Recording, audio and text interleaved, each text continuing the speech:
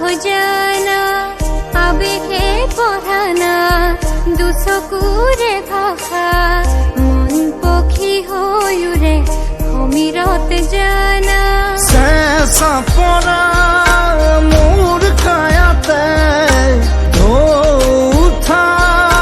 মোৰ বুকুতে রোদ হই নামানা গধূলি হোৱানা মোৰে হিয়া